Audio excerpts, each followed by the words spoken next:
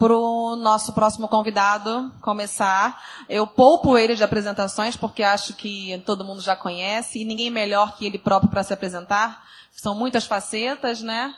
E então, o Gino Terentin é o nosso próximo palestrante. Pode chegar para cá, Gino, enquanto o pessoal vai montando, você já vai conversando. O streaming já está ok. Beleza. Obrigada, viu?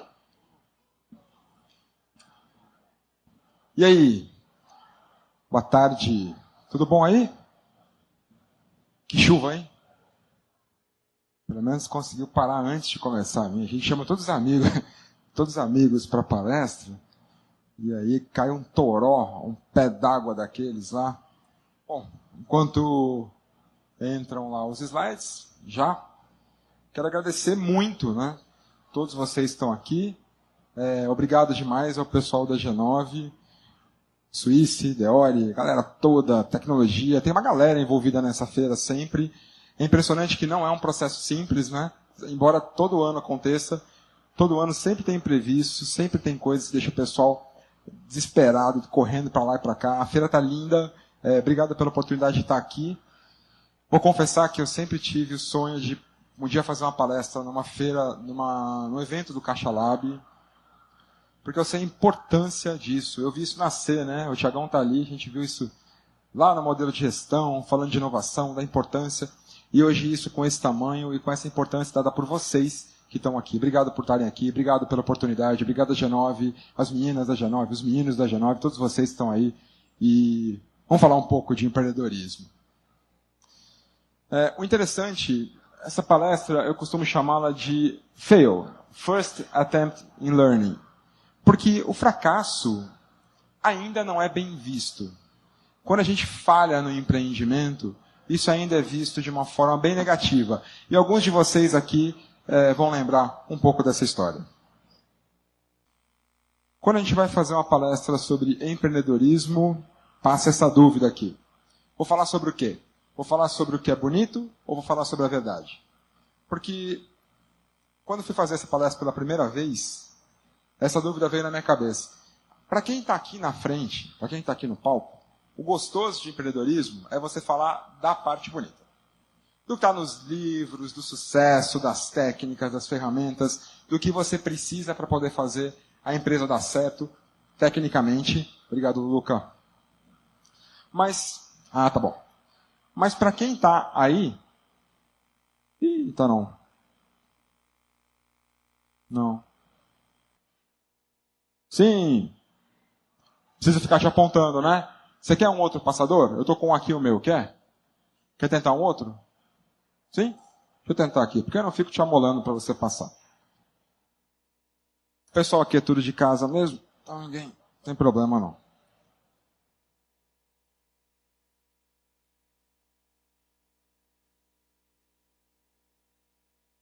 Aqui, tenta isso aqui, Lu. Aqui e aqui. Esse aqui eu levo comigo. Agora, para quem está do lado que vocês estão, será que o mais importante são as técnicas ou são as histórias, de verdade? Então, ao vir para cá hoje, e ao vir para a primeira vez que eu falei sobre essa história de empreendedorismo, eu percebi que quando a gente está aí, o mais importante são as histórias. O mais importante é a verdade sobre o empreendedorismo, mais do que as técnicas em si. E eu gosto desse slide porque, de fato, é assim que nós, quando vamos começar a empreender, muitas vezes pensamos que o caminho para empreender é uma linha reta. Você tem uma super ideia, e aí daquela ideia é rumo ao sucesso. Daquela ideia você consegue chegar onde você gostaria. Passar mais um aí. Como é que começou a minha vida com o empreendedorismo? Bom, eu, como boa parte de vocês aqui hoje, acho que todos, hoje é exclusivo para colegas da Caixa, eu trabalhava em escritório, desde 97, meu primeiro trabalho com escritório. E quando eu vim para Brasília, o nível de dedicação à empresa ficou muito alto. Então, em determinado momento, eu comecei a me questionar se era isso que eu queria. Se eu queria, de fato, continuar trabalhando dentro de uma empresa, como um empregado, enfim. E em 2005 eu vim para cá, comecei a trabalhar, na época, com um grande projeto estratégico.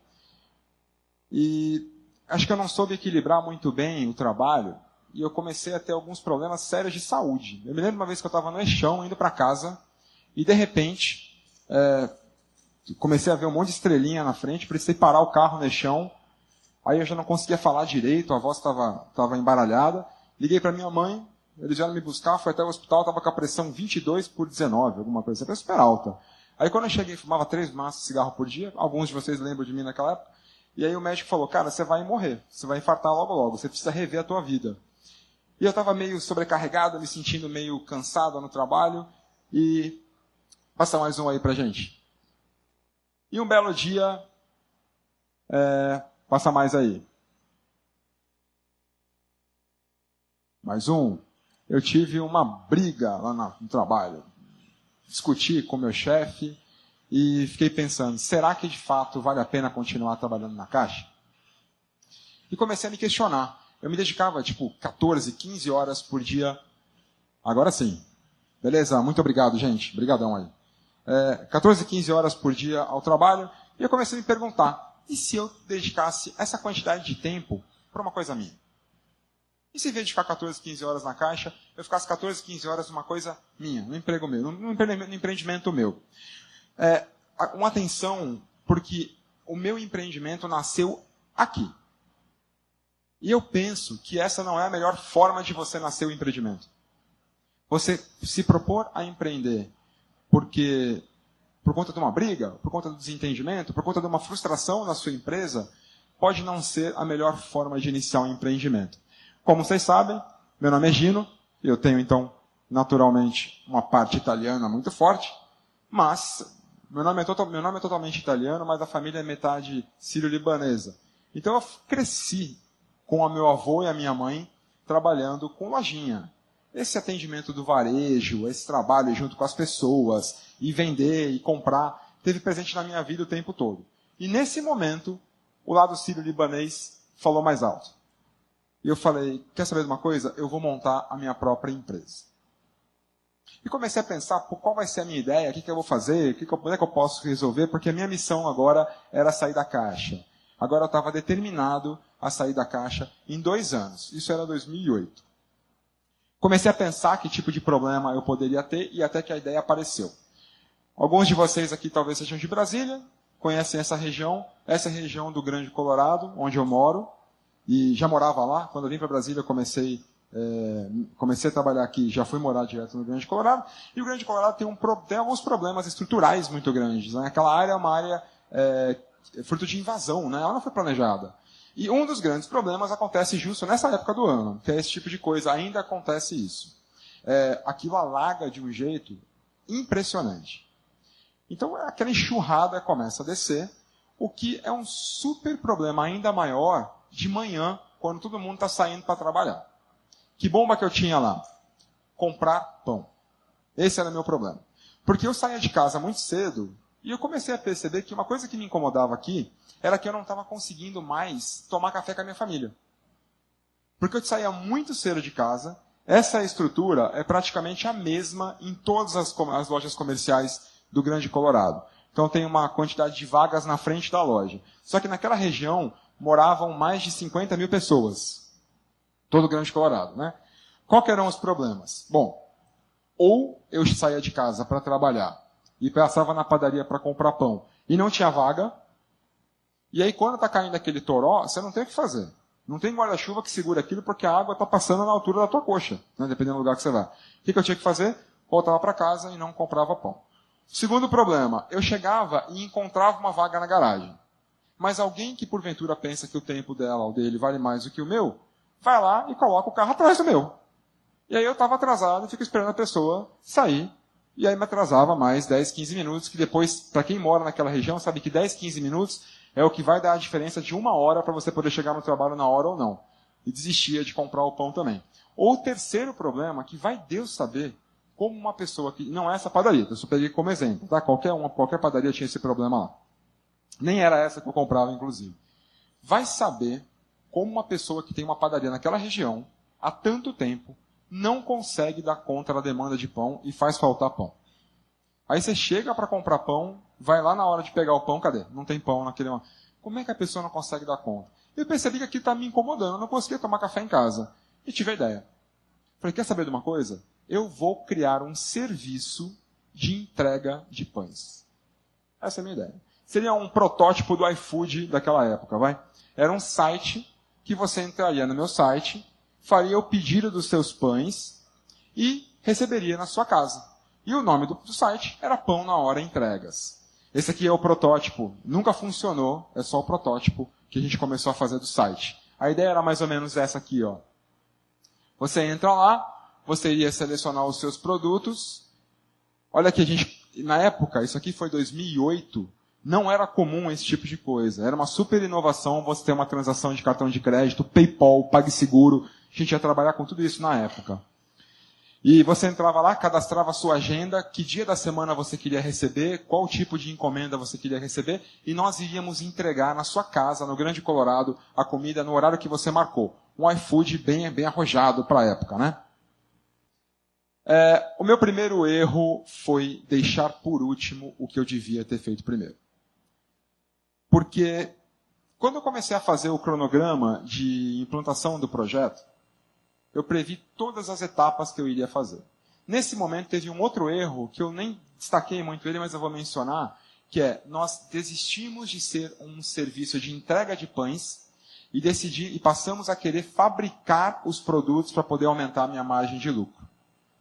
Eu nunca tinha feito um pão na vida. Qual a chance disso dar certo? Não é qual é a chance de dar errado. Qual a chance de dar certo? Porque não era só pão. Eu ia montar uma empresa que podia fabricar tudo. Doce, bolo, tudo. E você encomendava de mim porque a minha margem de lucro ia ficar muito maior. Mas esse cronograma tem um erro estrutural. Eu tinha que testar uma hipótese. Será que eu vou dar conta de entregar os pães? Primeira hipótese. Será que as pessoas vão querer comprar? Porque a ideia é fantástica para quem tem. Mas será que o cliente vai querer comprar o pão? Mas qual que seria a minha principal entrega? O sistema, né? Porque tudo ia ser gerenciado pelo sistema. E, inclusive, como eu comentei com vocês, integração com banco, essas coisas, na época não era tão fácil. Então a chance de dar ruim era enorme. No entanto, pela vontade de fazer acontecer, olha onde é que vem o sistema, na linha 17, e olha o que vem na linha 15. Antes de fazer a primeira versão do sistema, que iria fazer venda online, eu já queria construir os reboques que iam entregar a comida. Pô, leva de bicicleta, faz que nem o cara das Apos, leva a pé, valida suas hipóteses. Não. Eu queria construir paralelamente os reboques. Detalhe. Sabe quem tinha esses reboques? Ninguém. A gente inventou os reboques. Outra novidade em cima de uma novidade. Nós pagamos um arquiteto para podermos fazer o projeto dos reboques. Eram reboques isotérmicos, porque se você comprasse um pão quentinho, você quer aquele shake quentinho, não quer? Agora, se você comprar um requeijão, você não quer aquele shake quentinho junto com o pão. Você quer o requeijão geladinho, ou o queijinho geladinho, e o pão quentinho. Então nós precisamos inventar, depois de muita pesquisa, esses módulos que eram módulos isotérmicos. Se você colocasse um pão quente aqui, ele ficava quente. Se você colocasse do lado 1 litro de sorvete, ele ficava gelado, durante 1 hora. 1 hora. E elaboramos um projeto de arquitetura para conseguir levar como se fossem geladeiras com vários compartimentos desses. Olha a quantidade de compartimento disso. Essa carreta nunca existiu antes disso. Qual a chance disso dar certo, feito por pessoas que não eram engenheiros? Detalhe, as carretas ficaram prontas. Conseguimos fazer as carretas. Quando a gente foi rodar com elas a primeira vez, aquilo era um trambolho. Manobrar aquilo, para quem nunca tinha... Não sei se vocês já manobraram carreta, mas a lógica para dar ré é outra. Para manobrar aquilo é outra. Eu que apanho para poder manobrar um Fiat Uno, eu tinha medo de andar naquelas carretas. Eu vinha rezando com elas pelo caminho, para poder trazer de Samambaia para cá. Ficaram prontas. Eu não fiz uma, eu fiz 2. Eu gastei 60 mil reais no meu empreendimento, sem ter o site, nas carretas. Sabe qual foi o fim dessas carretas? Elas apodreceram. Elas nunca foram utilizadas. Elas apodreceram no lugar que elas ficaram do momento que eu estacionei as carretas até o momento que a minha empresa quebrou. E aqui a gente começa a falar de estatística. Na minha época não tinha isso. Por que as startups quebram? A maior parte delas quebra por conta disso aqui, ó. Porque não atendem a uma necessidade de mercado. O que significa isso?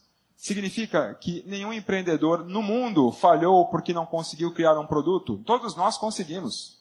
A nossa falha é porque ninguém quer comprar o que a gente criou. E se nós não validarmos essa hipótese, viveremos criando bons produtos que vão apodrecer no lugar onde foram deixados, porque ou não tiveram tempo de ser utilizados, ou porque de fato não serviam para nada. Olha como normalmente nós pensamos antes de fracassar. Nós partimos de uma ideia, temos uma ideia muito boa para a gente, achamos que ela é fenomenal. O segundo passo dessa ideia é construir um produto completo, começando muitas vezes pela carreta antes de fazer o site, e deixar cada requisito do produto feito. Depois, construímos um website, fazemos uma identidade digital, camisetas, embalagens. Eu tinha toda a linha de comunicação visual da minha empresa pronta. Até cartão de visita, sem sequer ter começado a trabalhar. Olha a quantidade de dinheiro que eu comecei a gastar na minha empresa antes de ter validado a primeira hipótese, que era, será que as pessoas vão querer comprar isso? Eu não sabia. Eu não sabia nem se ia conseguir dar conta de entregar, mas já tinha até camiseta do Pão na Hora. Tínhamos até adesivados carros já. Vou falar disso daqui a pouco. Muito tempo depois, finalmente os empresários conseguem colocar o produto no mercado para o cliente utilizar. E percebem erros que foram cometidos lá atrás, porque não foram validadas as hipóteses. Não é que a ideia era ruim, a ideia até era boa, só que ela foi construída do jeito que a gente imaginava que tinha que ser e não do jeito validado com o cliente. O resultado é que a gente cai nesse tipo de problema. Ao chegar para o cliente, nós percebemos um problema e voltamos para a fase de ideia e passamos por todo o ciclo novamente. Isso é chamado de ciclo de desespero de uma startup. Ela fica o tempo todo do começo da ideia até a construção total e revisão de tudo para validar a sua hipótese. Sabe qual é o problema disso, pessoal? É que ao longo desse ciclo todo, muito dinheiro é gasto. Muito dinheiro é gasto. As startups de sucesso, e aí eu trago a referência do Lean Startup, que é um livro que me ajudou muito a entender onde eu errei, ou Startup Enxuta, é que o correto para quem está criando um novo modelo de negócio seria fazer algo assim. Você tem uma ideia, você pega a sua ideia e valida da forma mais barata possível e mais rápida possível com o seu cliente, para ter certeza que ele vai comprar, ou que ele vai querer aquilo que você acha que ele vai querer. Uma vez validada a sua hipótese, aí você constrói sim, uma versãozinha do seu produto, testa o seu produto, vê se ele funciona e finalmente, quando as suas hipóteses estão validadas e o seu produto vai muito bem, obrigado, aí você investe em marca, publicidade e tudo mais, porque você já sabe que está fazendo o produto certo. Peter Drucker, novamente, nada pior do que fazer da melhor forma possível aquilo que nunca deveria estar sendo feito, né? E é o que eu fiz nesse caso até agora. Mas a história não acabou aqui ainda não. As startups, agora eu vou usar um som aí, hein, pessoal? Vou botar um vídeo aqui. As startups requerem agilidade para mudar rápido e entregar iterativa e incrementalmente. Entregar com frequência versões pequenas do seu produto para conseguir validar com o seu cliente essas versões. Estamos indo no caminho certo? Você está comprando pão? Você está querendo mais algum outro tipo de produto? Será que faz sentido trabalhar com sorvete de manhã? Quem é que pede sorvete de manhã? Será que faz sentido trabalhar com tortas sofisticadas? Quem é que come isso de manhã? Validar essas hipóteses da hora de atendimento, da quantidade de encomendas que eu consigo sair. Já pararam para pensar que aquela carreta que eu fiz tinha talvez muito mais compartimentos do que eu fosse capaz de levar em 1 hora? Ia ficar com um monte de compartimento vazio, consumindo um super combustível de um carro que tinha que ter reboque. Eu precisava ter 2 carros à disposição da empresa. Não era melhor entregar com o motoboy no começo? Para poder validar a hipótese? E à medida que a empresa fosse crescendo, eu fosse crescendo a estrutura junto com a empresa? O nosso objetivo nesse momento de uma startup, quando a gente ainda não validou a hipótese, é feedback. Eu preciso receber feedback do meu cliente para saber se eu estou indo no caminho certo ou não. Isso é agilidade. E para ter agilidade, outra questão importante, é importante que você esteja dentro da sua área de conhecimento. Empreender requer que você conheça profundamente do mercado que você está atuando. Uma pessoa com formação em TI, a minha vida inteira eu trabalhei com TI, gerenciamento de projetos, o que eu entendia da indústria de pães como ter agilidade para poder tomar decisões importantes e certas numa indústria que eu nunca tinha atuado. E aqui a gente traz um pouquinho para a inovação, que é muito comum a gente pensar que inovação está relacionada à sua forma de viver. Pô, uma pessoa que monta uma startup ou que inova é aquela que tem um jeito mais descolado de falar, de se vestir. Não é isso.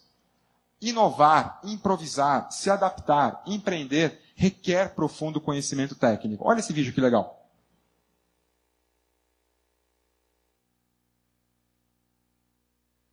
Dá uma olhadinha no som aí, por favor, pessoal.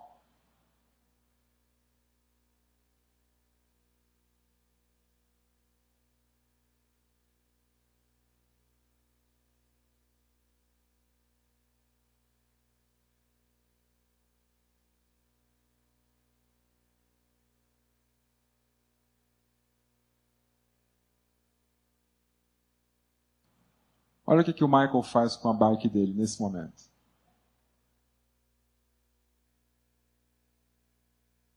Incrível, né? Houve uma adaptação, houve um improviso aqui, com certeza. Mas ele aprendeu esse movimento nesse momento?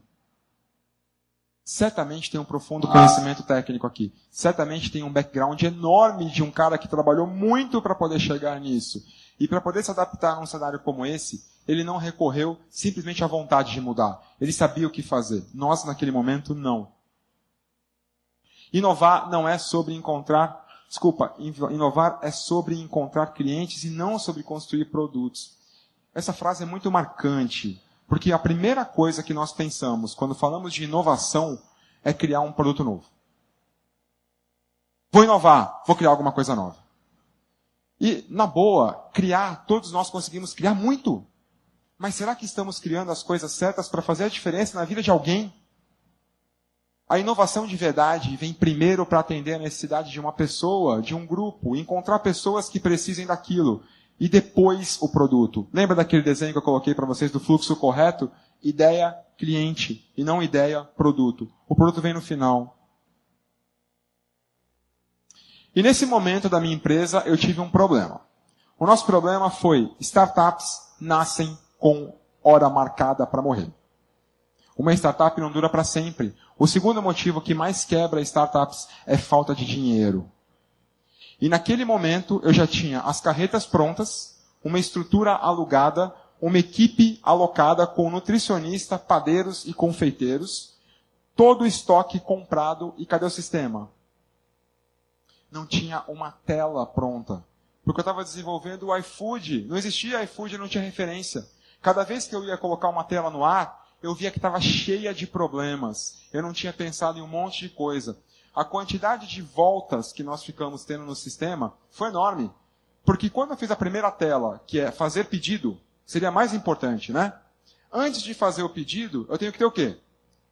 Pães cadastrados, funcionários cadastrados, clientes cadastrados, endereços cadastrados, agendas cadastradas. Eu tenho 650 cadastros até finalmente conseguir fazer um pedido.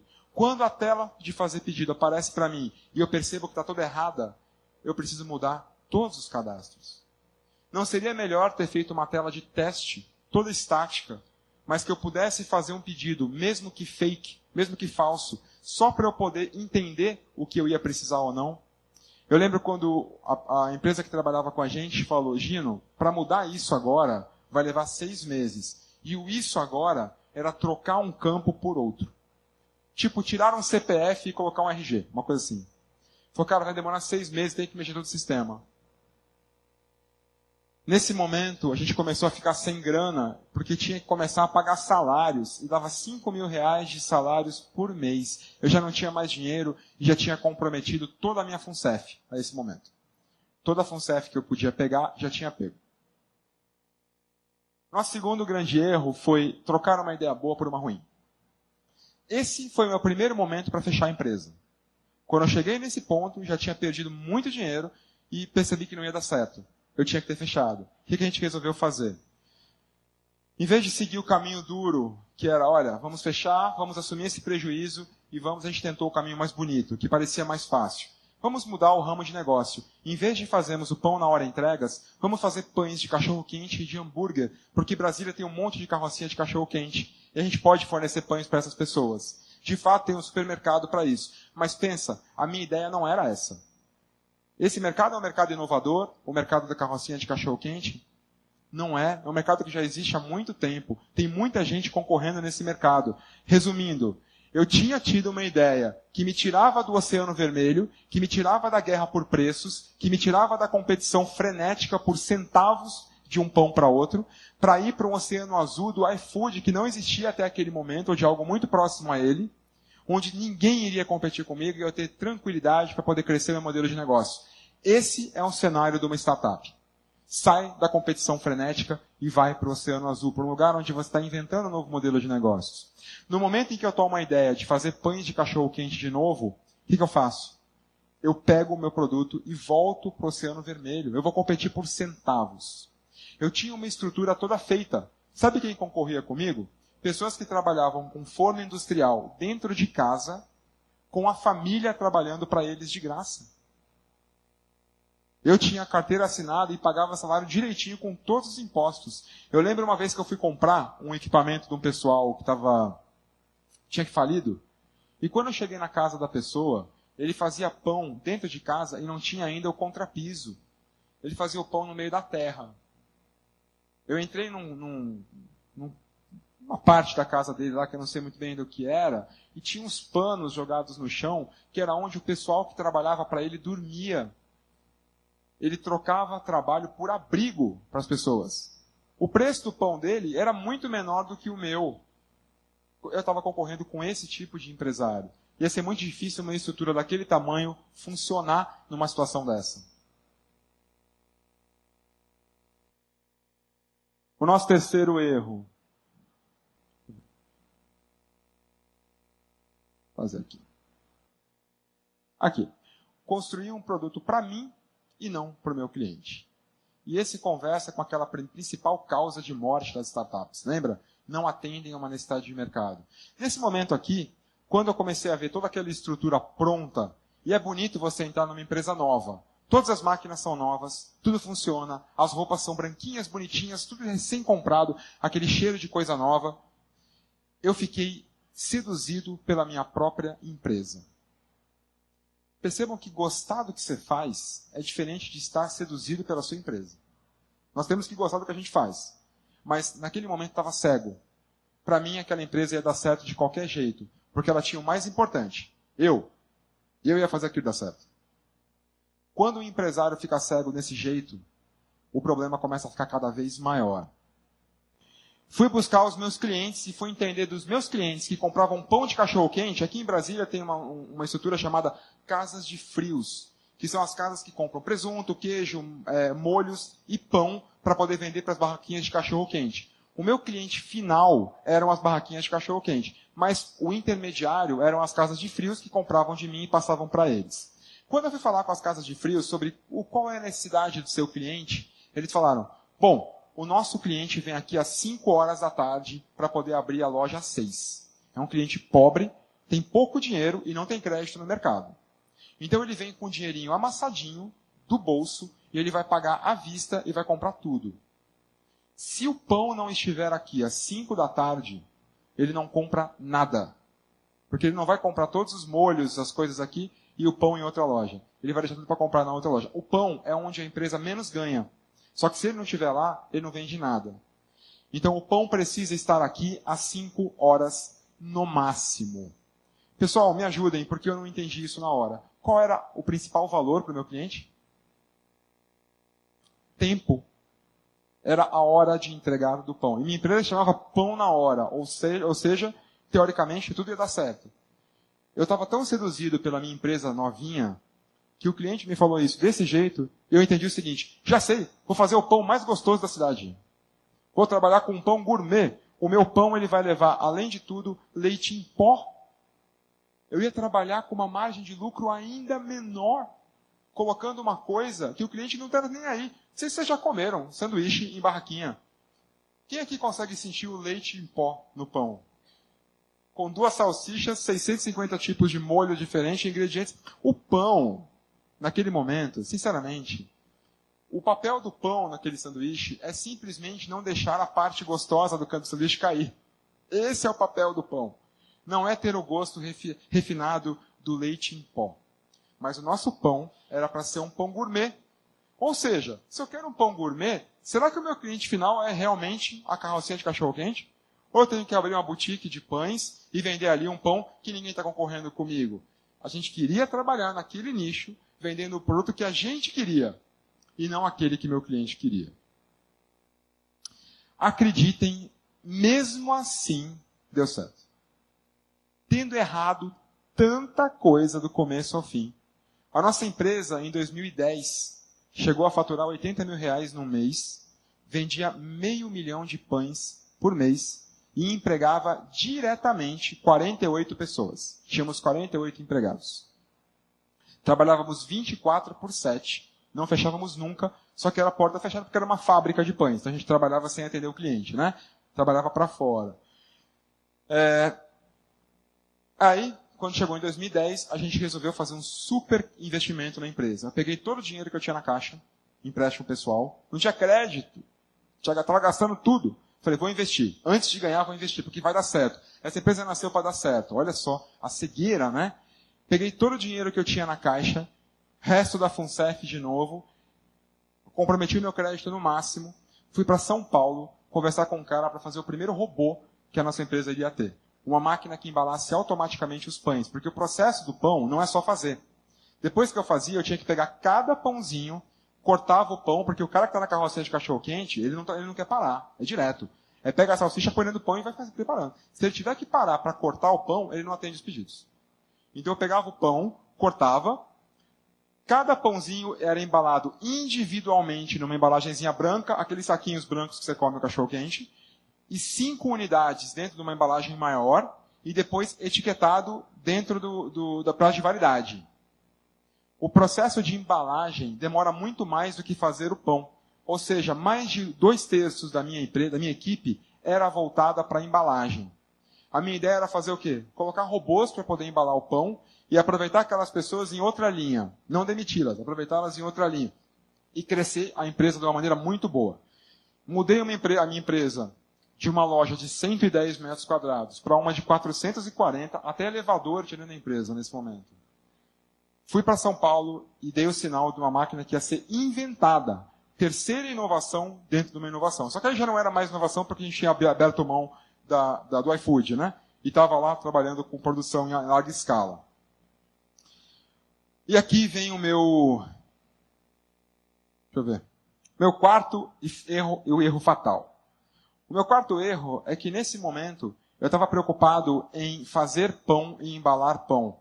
Se você quisesse encontrar o Gino ou o Rodrigo Barbosa era meu sócio, nós dois, alguns de vocês talvez conheçam ele aqui da Caixa. Se você quisesse encontrar o Gino e o Rodrigo, sabe onde que eles estavam? Na produção. Era só você descer na produção que você encontrava a gente fazendo pão. Ou na recepção atendendo ligação de clientes. Normalmente o Rodrigo ficava na recepção atendendo ligações e eu ia lá fazer pão. Estamos num mundo tão globalizado e tão conectado que nem uma fábrica de pães pode se dar ao luxo de achar que trabalha no Brasil. O nosso maior erro foi achar que estávamos restritos à nossa lojinha, restritos à nossa fábrica, num mundo extremamente conectado e globalizado que em 2010 já era. Em 2010 aconteceu isso. Houve uma quebra de safra na Rússia e no dia que eu estava voltando de São Paulo, lembra que eu fui comprar a máquina? Quando eu estava voltando de São Paulo, toca meu telefone celular. Era do nosso principal fornecedor de farinha. Gino, preciso falar com você urgente. Eu falei, agora eu não posso, te ligo depois. Ele falou, cara, é urgente, fala comigo agora. Eu lembro que eu estacionei o carro, fui falar com ele. Ele falou, é o seguinte, teve uma quebra de safra na Rússia e o Brasil vai exportar toda a produção de farinha desse ano. Tudo bem, qual o problema? O problema é que a gente vai ter que importar farinha da Argentina. E o preço da farinha vai sair de 36 o saco e vai para 120 durante os próximos 6 meses. Os meus contratos eram todos de preço fixo. Eu não podia vender o pão a mais do que R$1,10. Minha margem era entre R$1 e R$1,10. Com essa, como vocês sabem, fábrica trabalha com a margem muito pequena. Mais uma vez, eu tive a escolha de tirar o leite em pó da massa. Acha que eu tirei? Eu fali fazendo um pão com leite em pó. Para segurar o meu produto, embora não fosse importante. Eu falei, cara, me vende farinha com cheque predatado? Ele falou, não, com essa demanda eu só consigo te vender farinha à vista. Eu não tinha um centavo para poder comprar farinha, porque todo o crédito que eu tinha no mercado, eu usei para poder comprar máquina. Primeiro mês, a dívida, o déficit da padaria foi de 30 mil. Eu tive que pegar CDC, vocês sabem o que eu estou falando, né? Imagina você se endividar para pagar salário com CDC, a 5,5% ao mês. Eu peguei todo o meu limite de CDC, para poder pagar os salários. Segundo mês, a dívida de 50 mil. Vendi tudo que eu pude vender para poder pagar as dívidas, sabendo que no terceiro mês eu não ia ter de onde tirar. Nessa hora, eu tinha a chance de encerrar a empresa. A última chance. Paga os benditos salários e fecha. Vende máquina, vende o que você puder e fecha. Só que nessa hora, empresários novos, a gente não foi treinado. Você sabe que a gente não foi educado para ser empresário. A gente não aprende isso na escola. Essas coisas que acontecem quando dá errado, ninguém conta pra gente. A gente só conhece os casos de sucesso. Nessa hora, quando eu não sabia o que fazer, aparecem as pessoas que costumam aparecer nessas horas. E o cara que me vendia farinha falou, Gino, eu compro de você a empresa. O seu problema não é farinha? Eu falei, eu sou produtor de farinha, eu tenho. Se você me vender a empresa, eu consigo segurar para você. E eu vendi a empresa para ele por praticamente preço de custo, com cheque predatado para perder de vista. E essa pessoa roubou a empresa de mim. Eu deixei ele dentro da empresa. Ele é um cara que tomava café comigo em casa. Ele vendia farinha, entrava em casa e tomava café. As pessoas que fazem isso, normalmente estão bem perto da gente. Conhecem a sua forma de pensar e o que você é e o que você não é capaz de fazer. Num belo dia, essa pessoa pegou todos os equipamentos da empresa e vendeu, deu calote em todos os empregados e desapareceu. Nesse dia, do dia para a noite, a minha dívida foi para R$1 milhão. Porque além de dever todos os equipamentos, boletos e tudo mais que ele não tinha pago, eu ainda tinha alguns processos trabalhistas, porque eu não sabia que se você vende a empresa para outra pessoa sem dar baixa em todas as carteiras de trabalho, se eu transfiro a empresa com empregados e tudo, por 2 anos eu continuo sendo responsável por aquelas pessoas, para evitar justamente golpe contra os empregados. E nós começamos a pagar algumas dívidas trabalhistas. O meu aluguel, lá em Grande Colorado, era R$ 2.100. Depois de descontar todos os meus empréstimos na caixa, todos, sobravam 600. Pelos próximos 12 anos. Assim ia ser. Eu não tinha dinheiro para poder pagar o aluguel e não tinha mais nada que eu pudesse vender. Esse foi o momento em que a coisa precisou mudar. Nesse momento, um empresário entra em luto. Você precisa entender o que aconteceu. Enquanto você não entender por que aquilo aconteceu, você não consegue reconstruir a sua vida. Você não consegue. Você não consegue dar um passo porque você tem medo de cair. Você precisa entender onde você errou, porque senão você não consegue andar mais. E sabe qual é o pior? Depois de ter passado por isso tudo, sabe quando você termina um relacionamento? Normalmente quando você termina um relacionamento, você quer dar um tempo, né? Fala, eu não quero... Imagina que você está há 10 anos se relacionando com alguém, um relacionamento promissor, tal. E aí, de repente, o negócio acaba. Não é normal você querer dar um tempo? Fala, eu não vou entrar num relacionamento logo na sequência, porque eu preciso de dar um tempo para mim. É a mesma coisa. Só que eu não tive essa opção. Porque com R$600 por mês, eu não conseguia pagar as contas. Então eu tinha acabado de levar o maior tombo da minha vida e eu não tinha a opção de não empreender. Eu arrumei outro emprego, trabalhava das 7 da manhã até a 1 numa empresa, entrava na caixa, das 7 da manhã a meio-dia, entrava na caixa a 1, trabalhava da 1 às 7, e ao final do mês não dava para poder pagar as contas. Eu precisava empreender de qualquer jeito. Quando eu entrei nesse luto, eu precisei me desligar um pouquinho e falar, eu preciso fazer alguma coisa para tirar minha cabeça desse desespero. Eu não conseguia pensar em mais nada. E aí eu voltei a mexer com algo que eu sempre gostei muito, bonsai. Porque é barato também, né? É o tipo de diversão que você vai comprar terra, enfim. Eu não tinha dinheiro para gastar mesmo. E comecei a trabalhar, mexer com bonsai e tentar me desconectar um pouco daquele monte de problemas. Aí um dia eu lembro que eu fui numa loja de plantas e eu encontrei uma plantinha carnívora para comprar e vender. Aí eu falei baratinha, fui lá e comprei a plantinha carnívora. Quando cheguei em casa, logo um tempo depois veio um casal de amigos e o filhinho pequenininho desse casal. Quando essa criança entrou em casa, a primeira coisa que essa criança viu foi a planta carnívora. E aí eu percebi que se eu começasse a desenvolver a minha técnica de bonsai, e aí eu estava na minha área, bonsai eu entendo, plantar e colher eu entendo. Aí eu consigo, eu tenho o skill que o Michael Marozzi tinha, lembra? Se eu usasse o meu skill mais plantas carnívoras, eu gerava esse tipo de reação nas crianças. Uma criança, ao ver uma planta carnívora, ela não está vendo a mesma coisa que a gente. Uma criança, quando vê uma planta carnívora, ela está vendo isso. Ela está vendo esse tipo de coisa, ela está desesperada, ela quer aquilo de qualquer forma. E aquela criança olhou aquela planta e falou, papai, eu preciso disso. Depois de meia hora sem que a gente conseguisse conversar, o pai falou, Gino, onde você comprou essa planta? Pelo amor de Deus, eu preciso comprar para a criança. Eu falei, não, leva essa planta embora. Então, leva lá. Voltei depois, comprei mais uma para mim. Batata. Uma semana depois veio mais um casal de amigos com filho, a mesma história. Eu falei, cara, aqui tem um mercado. Eu preciso empreender de novo. E eu não tenho dinheiro para comprar estoque. Eu preciso de alguma coisa que o estoque nasça espontaneamente. Planta. Porque de uma planta eu consigo fazer várias, desde que eu entenda como propagar, como clonar essas plantas. Passei algumas noites, em claro, na internet, em fóruns do mundo inteiro, para poder entender como fazer clonagem de plantas em casa. E desenvolvi algumas técnicas. Algumas plantas carnívoras, a primeira pessoa do Brasil a ter fui eu. Pessoas que falavam que era impossível cultivar esse tipo de planta aqui no país. Graças a essas técnicas, eu fui a pessoa que conseguiu trazer esse cultivo e ensinar outras pessoas a cultivarem também. Falei, quer saber? Aqui tem um mercado. Mas com todo o aprendizado que eu tinha, se eu tivesse antes, como é que eu ia fazer? Opa, vou vender planta carnívora. Vamos comprar um galpão, vamos lotar isso aqui de planta carnívora. Vamos colocar regador, automatizar tudo isso daqui, colocar controle de temperatura, de pressão. Vamos contratar os maiores pesquisadores em botânica e vamos construir um super website. E alguns milhões de reais depois eu iria quebrar de novo. Com esse aprendizado, eu percebi que não. Que embora esse tipo de planta, de fato, não exista, existem algumas muito parecidas com essa. E que podem, de fato, trazer bastante valor para as crianças. Podem, muitas vezes, colocar as crianças de volta em casa para estudar ciência de uma forma muito mais legal. Há algumas, inclusive, que são capazes de comer mamíferos, de verdade. Legal, né?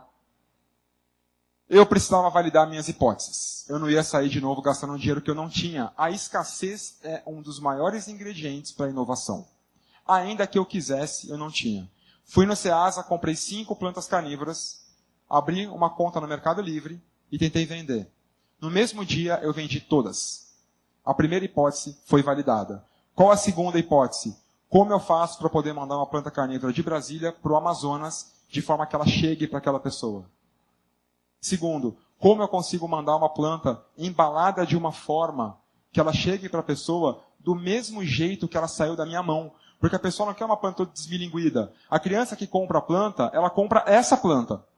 Se chegar um negócio todo esculhambado na mão dela, eu vou frustrar aquele cliente para sempre.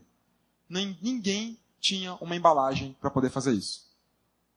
Eu com a minha mãe, uma das pessoas mais inovadoras que eu já conheci na vida. Vocês conseguem colocar o som aí, pessoal?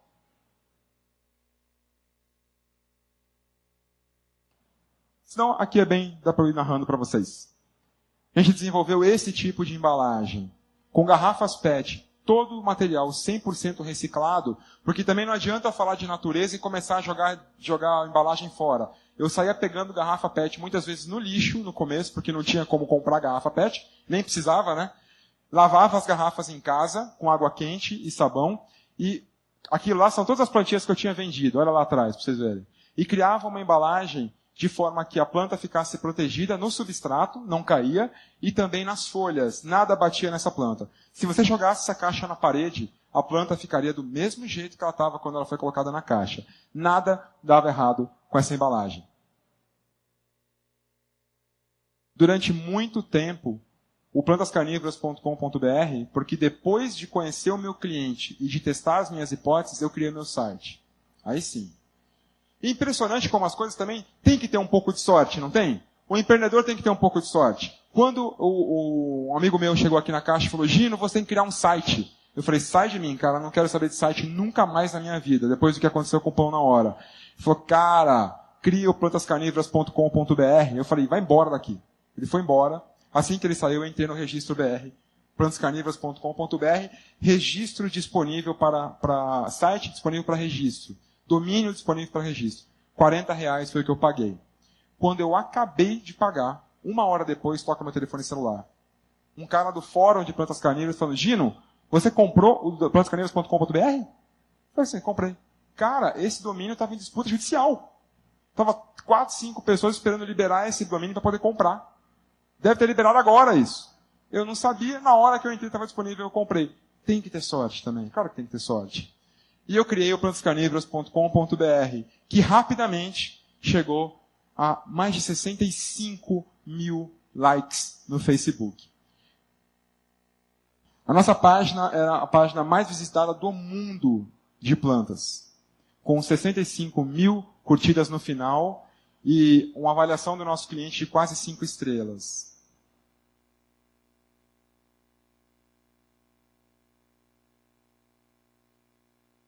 Passa para mim aí, pessoal. Mais um. Legal. Aqui são algumas plantas que eu cultivei. Não são plantas da internet, não. Porque alguns dos nossos clientes tinham um problema de não conseguir regar a planta, porque viajavam. Então a nossa empresa foi a primeira a ter o vaso auto-irrigável. Esse que tem aqui na feirinha, lá na ponta, a gente foi o primeiro a ter para vender. Então, essas são plantas cultivadas em vaso auto-irrigável. Essa é uma das mais raras do mundo que nós tínhamos aqui para vender no Brasil. Os primeiros a colocar esse tipo de planta para vender. Passa mais um aí, por favor. Aqui. Logo depois a gente foi para as ruas. Saímos da internet porque aquela vontade de ter o contato com o cliente. Para poder pegar feedback de verdade, você tem que estar perto do cliente. A gente foi para a rua fazer feira. O Thiago, a Elaine, a Thaísa, são algumas pessoas que nesse momento, o momento mais difícil da minha vida, quando eu estava voltando a empreender, iam com as famílias para poder me dar um oi. Eles iam lá na feirinha, me dar um abraço, e eu nunca vou esquecer isso. A Cristiana, quantas vezes ia nas feiras comigo? Pessoal, nesse momento, às vezes quando você está cansado de trabalhar o dia inteiro, a coisa mais legal é você encontrar um rosto conhecido sorrindo para você. E saber que, putz, essa pessoa veio aqui me prestigiar. Aquilo dá uma recarregada na tua energia. E aí, eu conversando com a minha esposa, nós não vendemos plantas. Eu não posso montar uma barraquinha de plantas. O que eu vendo é uma história. A experiência do meu cliente é mais importante do que ele está comprando de produto. Se eu montar uma barraquinha de planta, eu não vou conseguir alcançar o meu cliente. O meu cliente, a criança, ele quer uma experiência desse tipo. A minha mãe construiu essa planta aqui de Durepox. A Audrey, que é justamente a planta daquele filme, A Lojinha de Horrores. E a gente enfeitava a barraquinha com lâmpadas, com imagens, para poder deixar a experiência do nosso cliente mais legal. Olha como é que ficava. Claro que lotava de criança na frente da barraquinha. Era incrível, o pessoal não conseguia entender, mas é óbvio, eles estão vendo muito mais do que a gente. A experiência do meu cliente é diferente da experiência do cliente de planta natural de cultivo. Aqui, vendíamos cactos também e outros tipos de plantas. E aí a gente criou Carnívoras, o carro das plantas carnívoras. Olha só que coincidência do destino. Eu saí de uma carreta que não funcionava para uma carreta que funcionou. Eu saí de um reboque feito primeiro para um reboque feito depois. E parávamos essa carretinha em vários lugares da cidade com um iPad, passando aqui um filme sobre plantas carnívoras, aqui em cima. E comecei a fazer terrários e outros tipos de produtos relacionados a esse meu cliente. Até que no ano passado a gente foi para o Hacktown, lá em Santa Rita do Sapucaí, falar sobre o plantas carnívoras e como esse negócio passou a prosperar.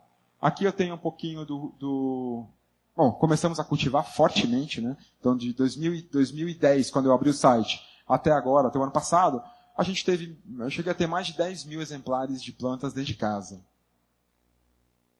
Aqui está o crescimento do faturamento anual do Plantas Carnívoras. Começamos, aqui está 2014, eu poderia trazer a série histórica toda, mas dá para vocês terem uma ideia.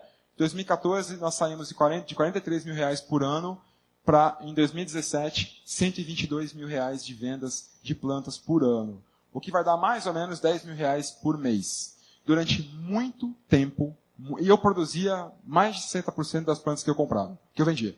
Todas produzidas por mim. Durante muito tempo, quem colocou comida em casa foi Plantas Carnívoras. Muitas vezes. E depois o Candangas, que foi chinelos personalizados, mas um dia eu conto essa história para vocês. Até que em abril de 2017, uma florzinha nova chegou no viveiro. E a Isabel nasceu em abril de 2017, me fazendo repensar a minha empresa. Né? Porque os finais de semana que eram utilizados para embalar planta, porque o Plantas Carnívoras não tinha nenhum empregado. Não tínhamos nenhum funcionário, não tínhamos dinheiro mesmo. Então quem trabalhava eram as pessoas mais importantes da minha vida. Minha mãe e minha esposa me ajudavam para poder fazer isso funcionar. Né? E em 2017, os finais de semana ganharam outro significado. Com uma criança em casa, passar o final de semana todinho embalando plantas começou a ter um custo muito grande. Graças a Deus, nesse momento, já tinha conseguido estabilizar o sangramento mensal de dívidas. Muito graças à nossa empresa e às oportunidades que eu tive nela e a outros projetos que eu toquei fora dela também que conseguiram me fazer estabilizar. E agora, nesse ano, alguns meses atrás, eu me despedi do plantascarnívoras.com.br vendendo o site da pessoa que me vendeu a primeira planta lá em 2010. Olha que interessante, né? Ele comprou o site. O site foi vendido entre site, planta, tudo, perto de 40 mil reais. O investimento inicial foi muito pequeno comparado com o rendimento o retorno que eu tive do site. Poderia ter vendido por mais dinheiro, mas eu queria vender realmente mais rápido, porque não ia começar a desvalorizar muito rapidamente.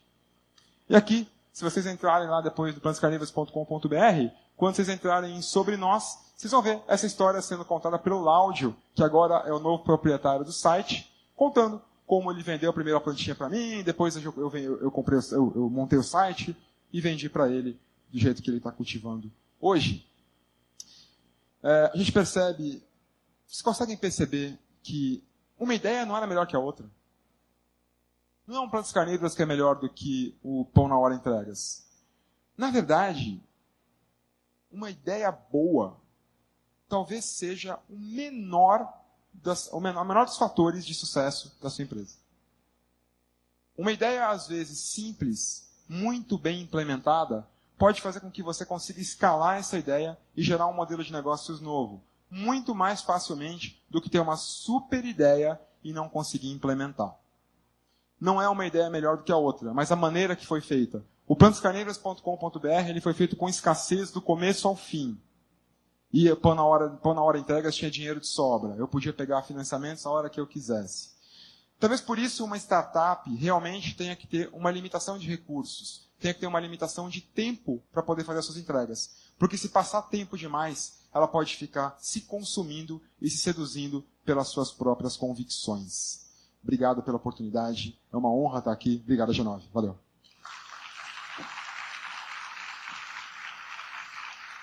Tem perguntas? Alguém quer perguntar? A gente tem um tempinho ainda? Alguém quer perguntar alguma coisa? Sim, não, Marromeno? Estamos aí também no link, WhatsApp, sinal de fumaça, pombo correio.